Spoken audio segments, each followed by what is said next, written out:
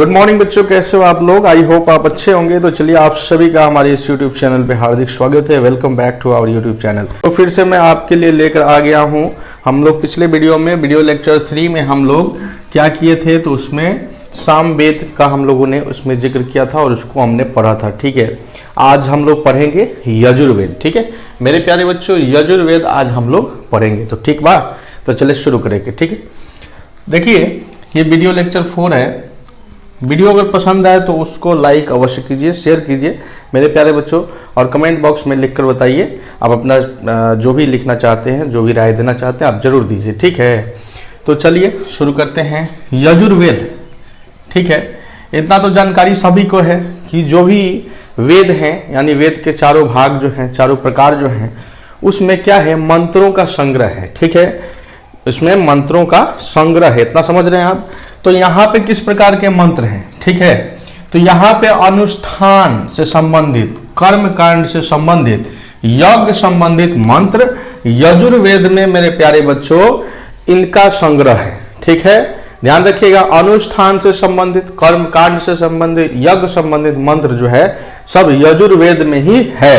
ठीक है, अब देखिए इसके जो पुरोहित होते थे, जो इसका अध्ययन करते थे, वाचन करते थे, उनको क्या कहा जाता था, तो उनको अर्धवर्यु कहा जाता था।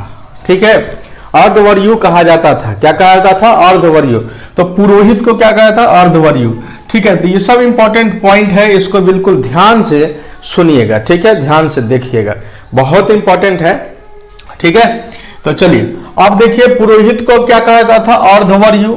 रचना, ठीक है, इसका रचना जो है वो किसमें हुआ है, तो इसका रचना जो है गद्य और पद दोनों में हुआ है। ये क्वेश्चन पूछता है, कई बार पूछा गया है एग्जाम में कि कौन सा वेद है जिसका रचना दोनों ही में है, दोनों में है, यानी कि गद्य और पद दोनों में है।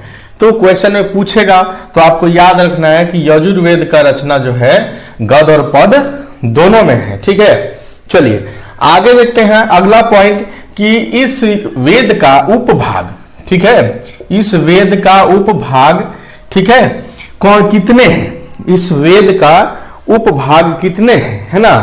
तो इसके उपभाग 2 हैं। कौन कौन सा, एक कृष्ण यजुर्वेद है, ठीक है, कृष्ण यजुर्वेद, और एक शुक्ल यजुर्वेद। ठीक है, एक शुक्ल यजुर्वेद। तो इसके 2 उपभाग हैं मेरे प्यारे बच्चों। इतना क्लियर है, कोई दिक्कत, क्या क्या पढ़ लिए। तो यजुर्वेद जो है अनुष्ठान, कर्म कांड, यज्ञ संबंधी मंत्र से संबंधित है। इसमें पुरोहित जो होते थे उनको अर्धवर्यु कहा जाता था। रचना इसका जो है गद्य और पद दोनों में है, और उपभाग इसके 2 हैं। कौन कौन, एक कृष्ण यजुर्वेद और दूसरा शुक्ल यजुर्वेद। इतना पॉइंट क्लियर, ठीक है, क्लियर है। चलिए अगला पॉइंट हम लोग आते हैं, ब्राह्मण।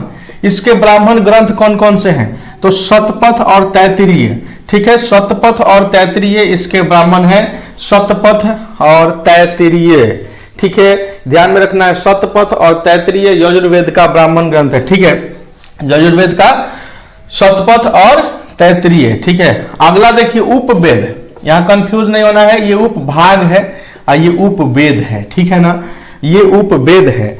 ठीक है, तो यजुर्वेद का उपवेद जो है, उपवेद जो है वो मेरे प्यारे बच्चों धनुर्वेद है। क्या है, धनुर्वेद है। इसको ध्यान में रखिए, धनुर्वेद, धनुष विद्या से संबंधित ये वेद है, धनुर्वेद इसका उपवेद है, यानी यजुर्वेद का उपवेद है धनुर्वेद। क्वेश्चन में आ सकता है, बहुत इंपॉर्टेंट है।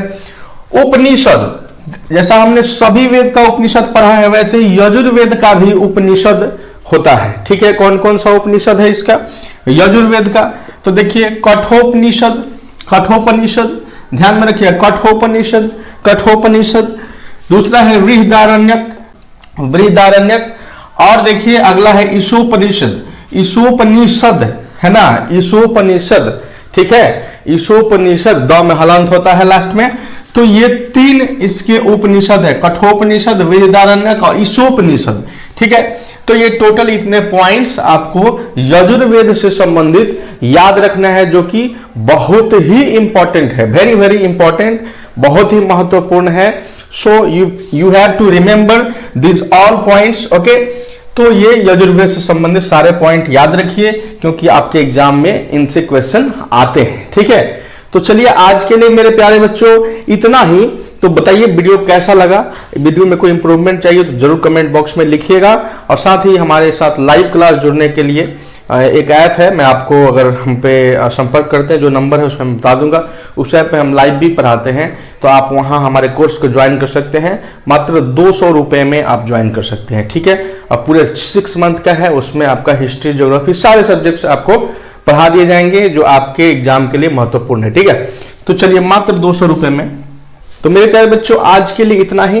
तो चलिए मिलते हैं फिर अगले वीडियो में। Bye bye and take care. A lot of thanks to all my lovely students and viewers. Take care. Thank you. जय हिंद।